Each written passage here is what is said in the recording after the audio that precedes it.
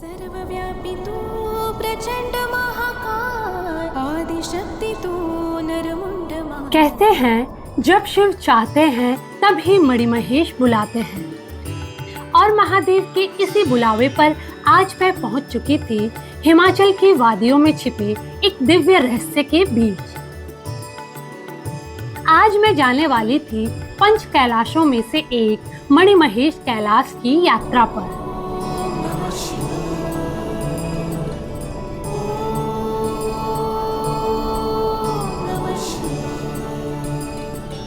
कैलाश पर्वत पर मणि के रूप में चमकते भगवान शिव के दर्शन हो या फिर बर्फीले पानी से छलकती मणिमहेश की ये निर्मल झील, बंदर घाटी, भैरव घाटी, शिव घराट के बीच से गुजरना और ट्रैक में लैंडस्लाइड जोन पर ऊपर से गिरते पत्थरों से बाल बाल बचना, हर एक पल महादेव का एहसास होता है यहाँ। आइए चले मणिमहेश की इस भक्तिमय यात्रा पर।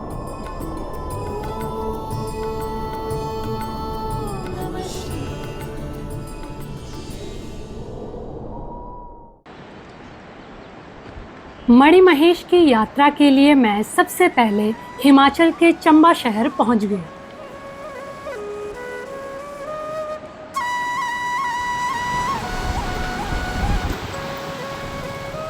चंबा चंडीगढ़ से कोई 350 किलोमीटर दूर है। यहाँ से आपको 60 किलोमीटर की ड्राइव कर पहले एक भरमौर नाम के गांव पहुंचना होता है, और वहां से 12 किलोमीटर की और ड्राइव कर हड़सर नाम की जगह पहुंचना होता है, जहां से कि मणिमहेश का पैदल ट्रैक स्टार्ट होता है।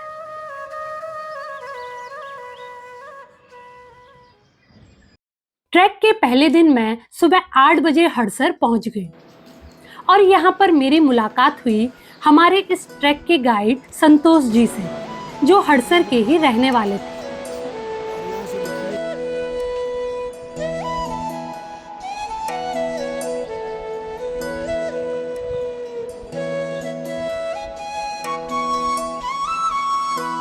हड़सर में रोड से लगकर कुछ सीढ़ियां बनी हुई हैं, और यहीं से शुरू हो जाती है मणिमहेश कैलाश की यात्रा।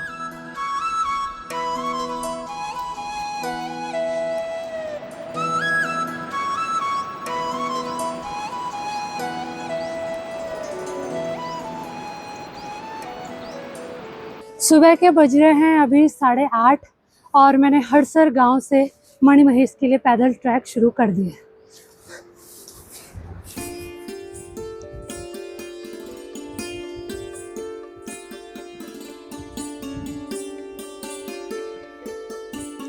सड़क से कोई 100 मीटर दूर ही बना है वीरभद्र मंदिर। जी जी, वो हड़सर में है। 2 दिन की पूजा। हमारे गाइड ने बताया कि ट्रैक पर आगे बढ़ने से पहले यहाँ दर्शन किए जाते हैं। दर्शनों के बाद हम आगे निकल गए।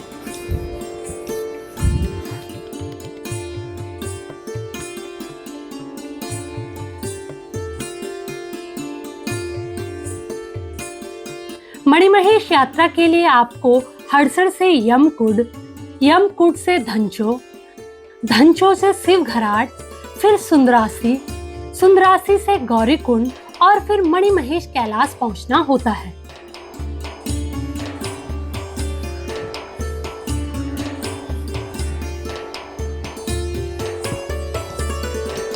हड़सर से पहले 1 किलोमीटर का रास्ता ज्यादातर फ्लैट ही है, जिसमें रास्ते के दोनों तरफ आप अलग अलग किस्म के पेड़ पौधे देख सकते हैं।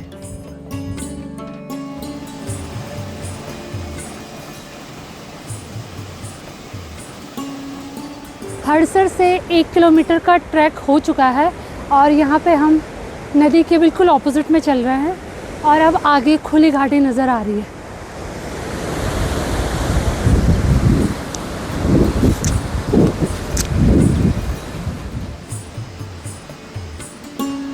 एक किलोमीटर के ट्रैक के बाद अब हम एक नदी के किनारे पहुंच गए, और ये नदी थी बुझला नदी, जो मणिमहेश से निकलती है।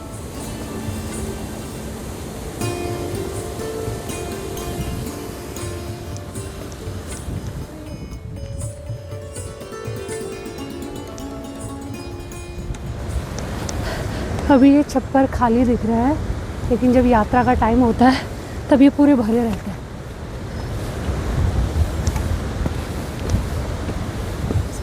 अच्छा अच्छा, तो ये बुदलनी है? भुजला। अच्छा, भुजला। अच्छा, तो ये नदी है भुजला नदी।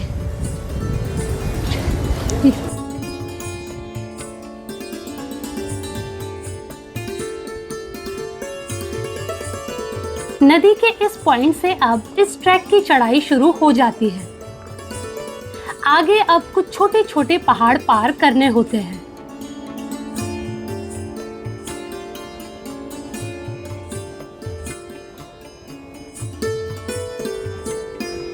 सुबह 9 बजे ही अब धूप काफी तेज हो गई थी। अब काफी गर्मी भी लगने लगी थी, तो हमने स्वेटर जैकेट भी उतार दी।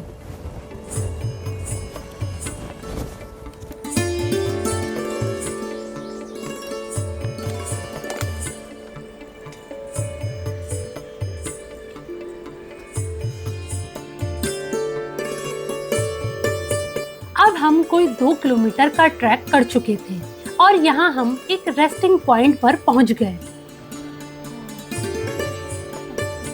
संतोष जी ने बताया कि जब मणिमहेश की ऑफिशियल यात्रा शुरू होती है तब यहाँ इतनी भीड़ होती है कि खड़े होने की जगह भी नहीं मिलती।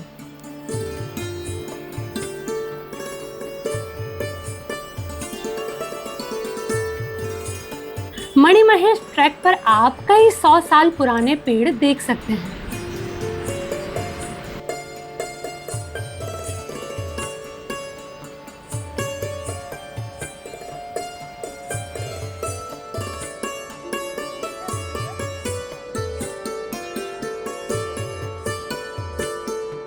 कोई और आधा किलोमीटर के ट्रैक के बाद अब हम पहुंचते हैं यमकुंड के पास। यहाँ की गद्दी भाषा में कुंड का मतलब होता है केव या गुफा। यहाँ एक पहाड़ पर बहुत सारी छोटी छोटी गुफाएं हैं जो डरावनी सी लगती है, जिस वजह से इस जगह का नाम यमकुंड पड़ा।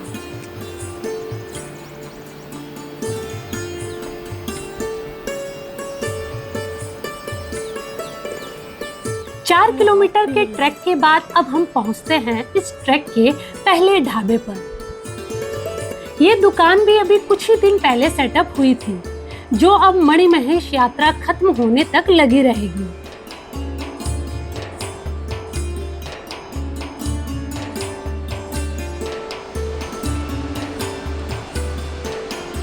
घने जंगल से निकलकर एक बार फिर मैं एक घाट में पहुंच गई।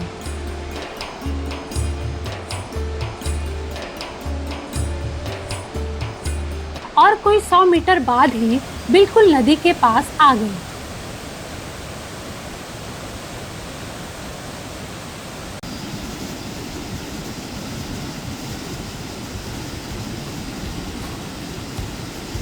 यहाँ से अब हमें नदी पार कर नदी के दूसरी तरफ जाना था। इसे क्रॉस करने के लिए एक लोहे पत्थर का पुल बना हुआ है, जो कि अभी कुछ ही महीने पहले बना है। इससे पहले यहाँ एक लकड़ी का पुल हुआ करता था।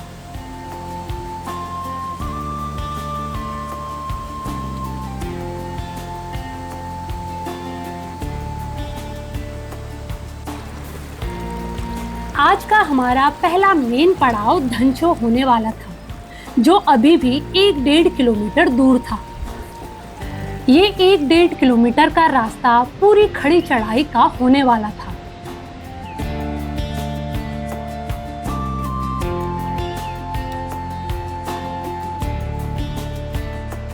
हड़सर से धनचो कोई 5 किलोमीटर का ट्रैक माना जाता है, लेकिन मुझे 6 किलोमीटर से ज्यादा ही लगा।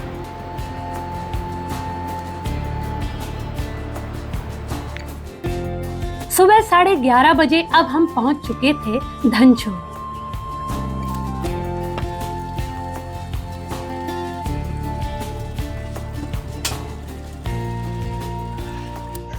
अभी 11:30 बज रहे हैं। मैं पहुंच गई हूँ इस ट्रैक के प्रमुख पड़ाव पर, जो है धनचो।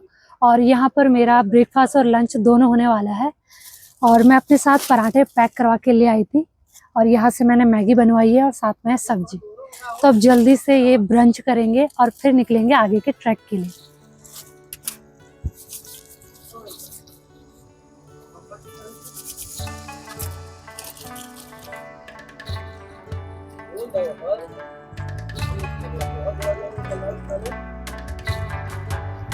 धनचो मणिमहेश यात्रा का सबसे मुख्य पड़ाव है। मणिमहेश यात्रा का पहली रात का स्टे यही होता है। मेरा ओरिजिनल प्लान आज यही नाइट स्टे का था, लेकिन अभी 12 ही बजे थे और मौसम भी क्लियर था, तो मैंने आज ही 8-9 किलोमीटर का और ट्रैक कर डायरेक्ट मणिमहेश पहुंचने का डिसाइड किया। हालांकि ये मेरे लिए काफी डिफिकल्ट होने वाला था।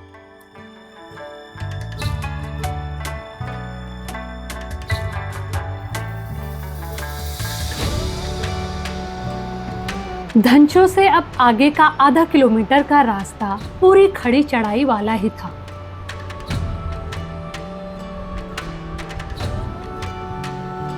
इस एरिया को बंदर घाटी कहते हैं। हमारे गाइड ने बताया कि पहले यहाँ चढ़ाई बहुत ज्यादा थी और कोई रास्ता नहीं था, तो लोग बंदरों की तरह ऊपर चढ़ते थे, जिस वजह से इस जगह का नाम बंदर घाटी पड़ा।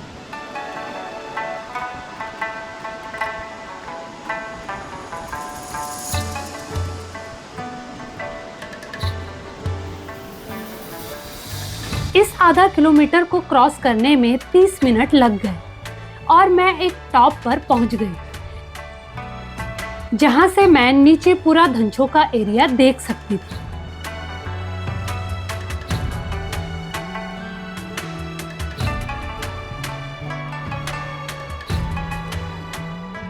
धनचो के बाद अब मेरा अगला पड़ाव होने वाला था शिवघराट, जो धनचो से 2-2.5 किलोमीटर दूर था। दिन की इस तेज धूप में हर एक कदम चलना अब एक संघर्ष सा लग रहा था। इस एल्टीट्यूड पर अब पेड़ भी काफी कम थे, तो जहां पर भी पेड़ की छाया मिलती, रेस्ट के लिए मैं वहीं पर बैठ जाती।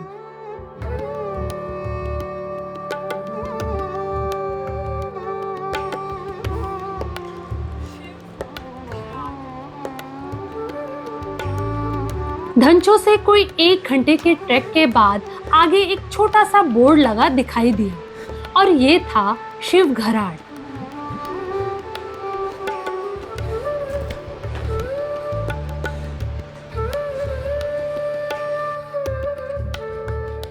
घराट का मतलब पहाड़ी भाषा में चक्की होता है। यहाँ पर खड़े पहाड़ों पर अगर आप कान लगाएं तो पहाड़ों के अंदर पानी के बहने की ऐसी आवाज आती है जैसे कि कोई चक्की चल रही हो। इसीलिए इसे शिवघराट या शिव की चक्की कहा जाता है।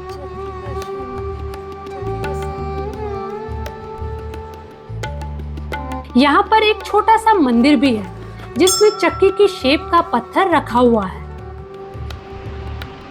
मैं भी थोड़ी देर पहाड़ पर कान लगाकर ये आवाज सुनती रही।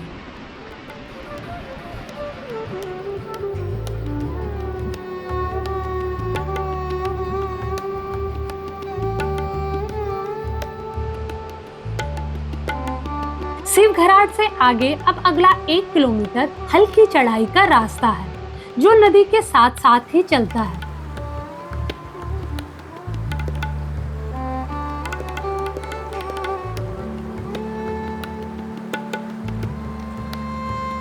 इस 1 किलोमीटर में नदी के ऊपर मैं कई छोटे छोटे ग्लेशियर्स देख सकती थी। अप्रैल तक यह पूरा एरिया बर्फ से ढका रहता है और इन ग्लेशियर से ये नदी ढकी रहती है।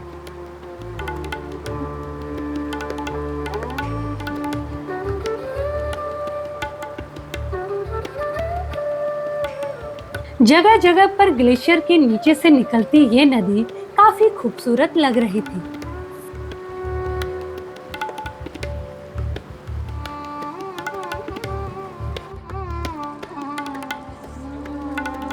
शिवघराट के 1-1.5 किलोमीटर के बाद अब आता है इस यात्रा का अगला पड़ाव, जो है सुंदरासी। सुंदरासी पर भी एक ढाबा खुला था। यहाँ पर खाने पीने के अलावा सोने की व्यवस्था भी मिल जाती है।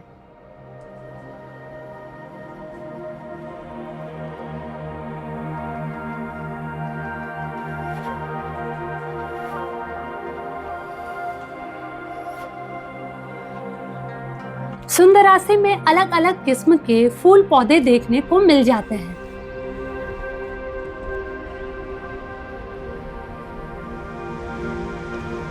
यहाँ पर हमने आधे घंटे का ब्रेक लिया और चाय पी।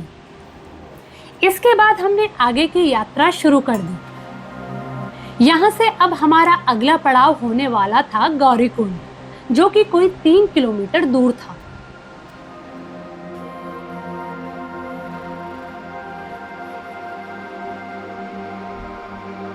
आगे का रास्ता अब एक बड़े लैंडस्लाइड एरिया से जाता है, जिसमें बड़े बड़े पत्थर गिरे हुए थे। यह एरिया भैरव घाटी कहलाता है।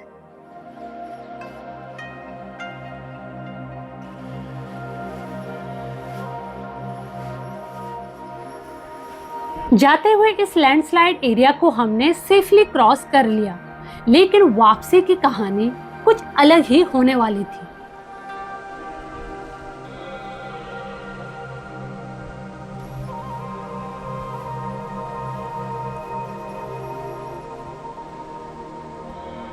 भैरव घाटी का लास्ट का 300 मीटर का रास्ता खड़ी चट्टानों के बीच से होकर जाता है।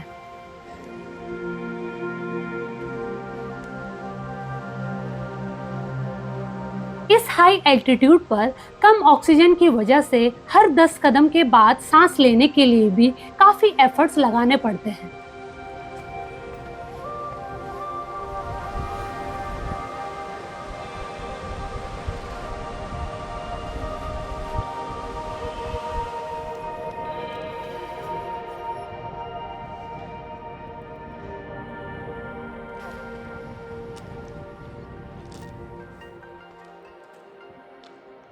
शाम 4 बजे अब मुझे सामने एक मंदिर और कुछ ढाबे दिखाई दिए, और ये था गौरीकुंड।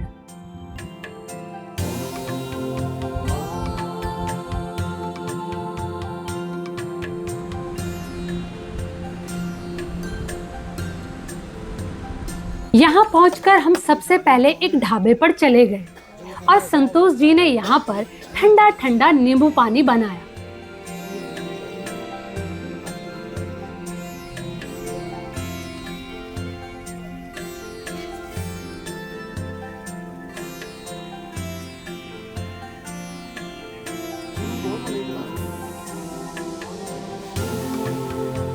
थोड़ी देर रेस्ट के बाद अब मैं इस ढाबे के पास ही बने गौरीकुंड के दर्शनों के लिए चली गई। लगभग 15 किलोमीटर के ट्रैक के बाद पहुंच गई हूं मैं मणिमहेश ट्रैक के अंतिम पड़ाव पर, जो है गौरीकुंड।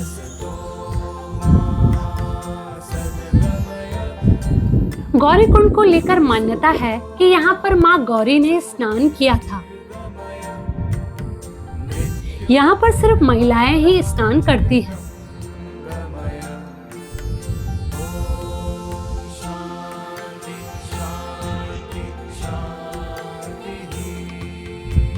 एक घंटा गौरीकुंड में रुकने के बाद अब हमने यहाँ से अपने आज के डेस्टिनेशन मणिमहेश के लिए अपना ट्रैक शुरू कर दिया, जो यहाँ से कोई 1.5 किलोमीटर दूर था।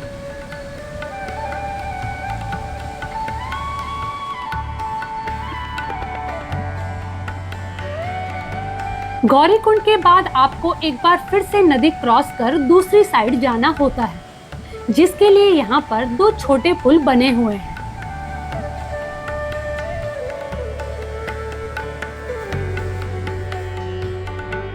यहाँ से आगे अब चारों तरफ बर्फ से ढके पहाड़ मिलते रहते हैं।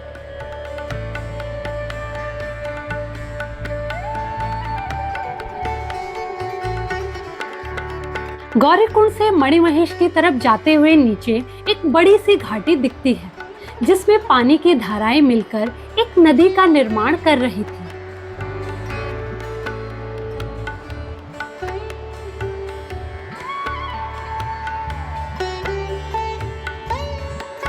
ग्यारह घंटे और 16 किलोमीटर के डिफिकल्ट ट्रैक के बाद शाम 6:30 बजे अब मुझे कुछ झंडे और एक गेट नजर आया और इसे क्रॉस करते ही मैं पहुंच गई अपने दूसरे कैलाश मणिमहेश।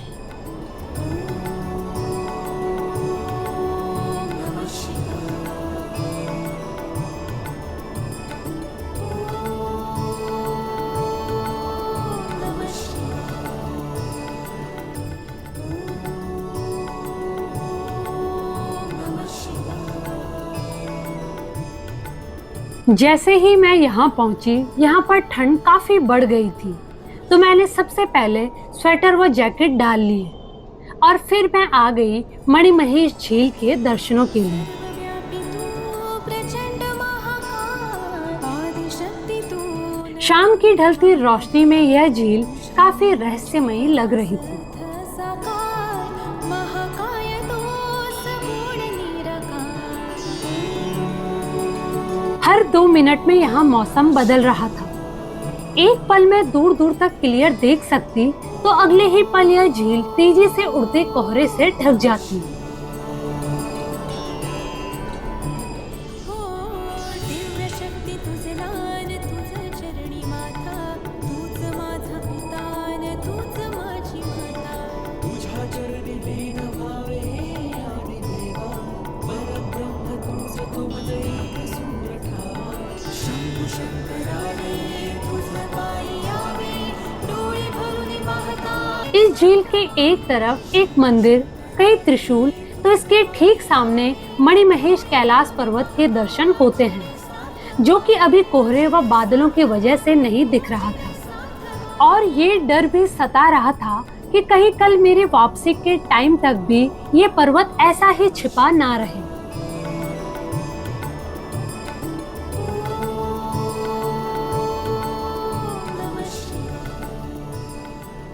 साढ़े 13,000 फीट में हिमालय की गोद में बसी ये शांत व पवित्र झील की सुंदरता देखने में ही पावन लगती है। ॐ त्र्यम्बकं यजामहे सुगन्धिं पुष्टिवर्धनम्। इस मणिमहेश झील को डल झील भी कहते हैं।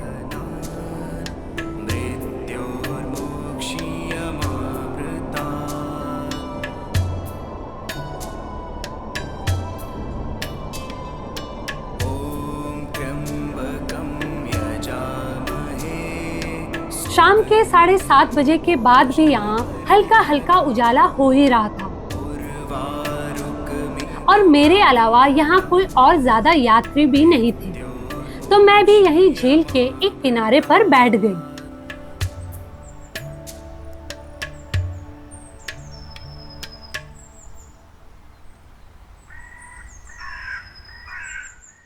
अभी रात के 8 बज रहे हैं और ये है मणिमहेश रिजॉर्ट और ये है, मैंने एक छोटा सा एक बेड लिया है, ये आपको मैं दिखा देती हूँ। इसकी बाउंड्री ये है टिन की, ऊपर भी टिन लगा है और ऐसे छोटे छोटे बेड दे रखे हैं और बीच में पार्टीशन दे रखे हैं। तो यहाँ के हिसाब से मुझे काफ़ी अच्छी अरेंजमेंट लगी, उम्मीद नहीं थी कि ऐसा भी मिलेगा। यहाँ कम से कम 15-20 बेड है और मैं अकेली हूँ क्योंकि आजकल यात्री जो इतने हैं नहीं, तो ये पूरा रिजॉर्ट जो है सिर्फ मेरे नाम।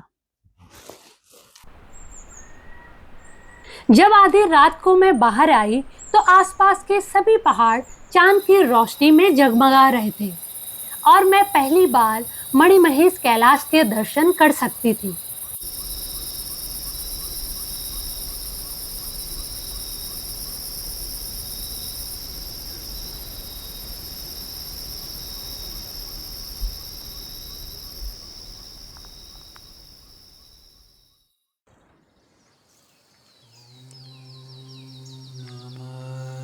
सुबह 6 बजे तक आसपास के पहाड़ों पर हल्की धूप आ चुकी थी।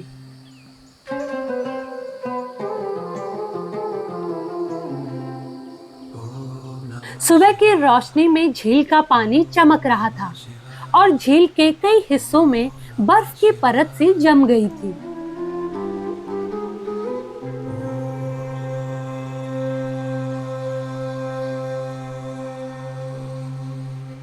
झील के एक हिस्से में हिमालय के एक पर्वत की परछाई दिख रही थी और ये पर्वत था मणिमहेश कैलाश।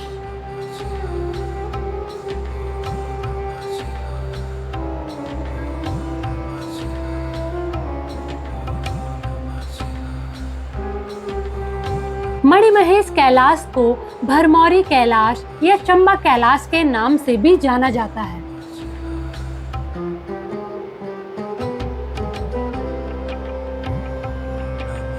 हिमाचल की बुद्धिल घाटी में स्थित इस चोटी की हाइट की बात करें तो ये लगभग 18,500 फीट ऊंची है।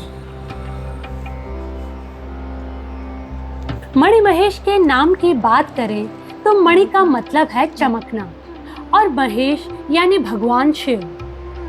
कहते हैं कि इस पर्वत पर कभी-कभी एक मणि के समान दिव्य रोशनी दिखती है और इसी कारण इस पर्वत का नाम मणिमहेश पड़ा।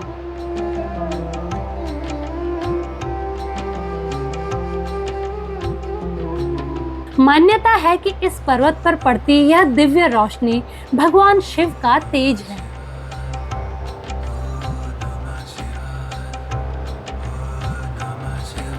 मान्यता है कि भगवान शिव मां पार्वती से विवाह के बाद यहाँ आए और तब यह पर्वत अपने स्वरूप में आया।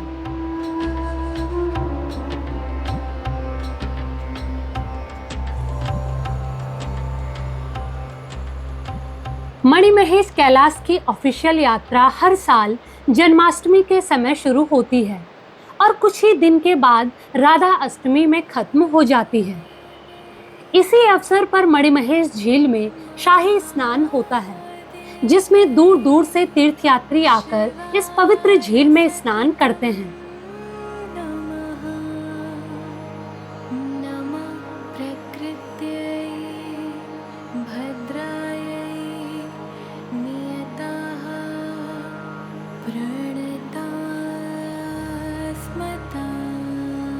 सुबह 8 बजे मणिमहेश झील की एक परिक्रमा करने के बाद अब समय था मणिमहेश से वापसी का।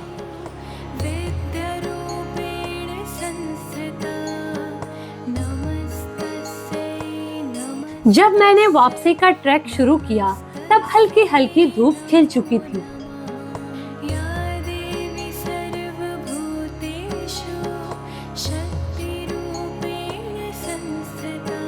दस मिनट में मैं गौरीकुंड पहुंच गई। सुबह की रोशनी में ये जगह और भी खूबसूरत लग रही थी।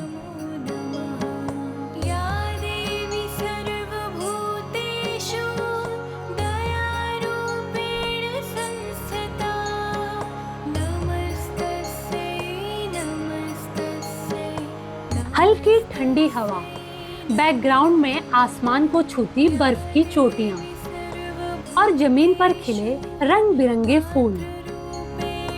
इस एकांत जगह पर चलते हुए भी मुझे ऐसा लग रहा था जैसे कि मैं एक डीप मेडिटेशन की अवस्था में हूँ।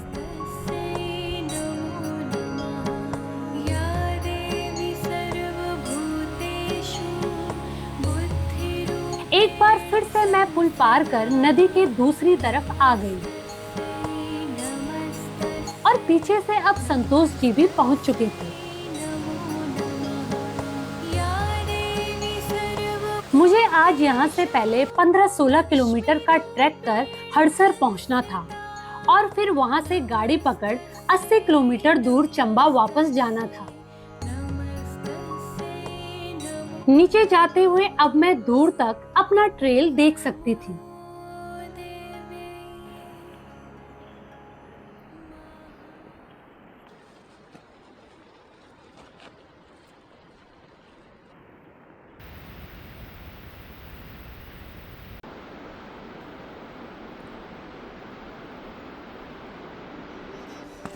मणिमहेश से 2 किलोमीटर के ट्रैक के बाद अब हम लैंडस्लाइड जोन में पहुंच गए।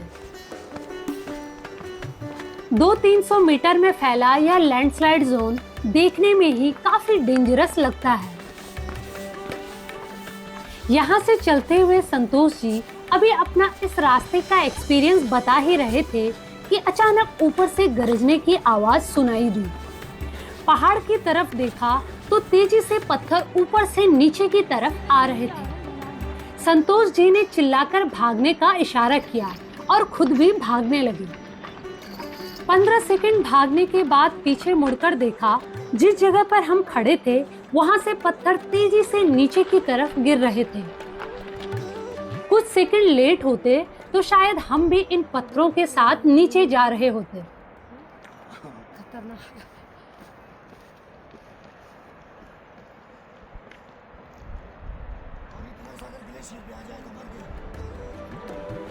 लैंडस्लाइड जोन को पूरा क्रॉस कर अब हम एक जगह पर खड़े हो गए।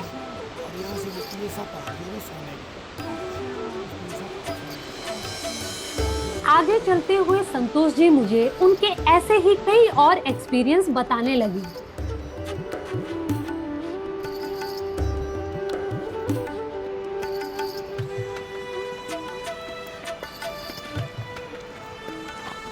सुबह 9 बजे एक बार फिर से मैं पहुंच चुकी थी शिव घाट पर।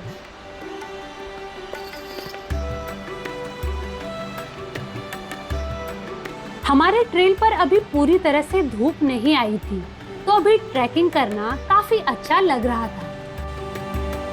कल तेज धूप में यहाँ एक कदम बढ़ाना एक चैलेंज सा लग रहा था।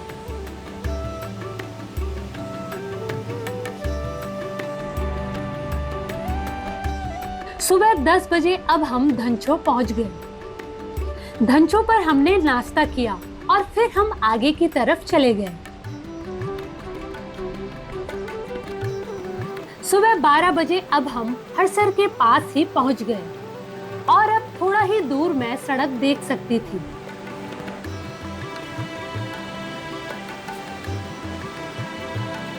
साढ़े 12 बजे मैं अब हड़सर से चंबा की तरफ निकल गई।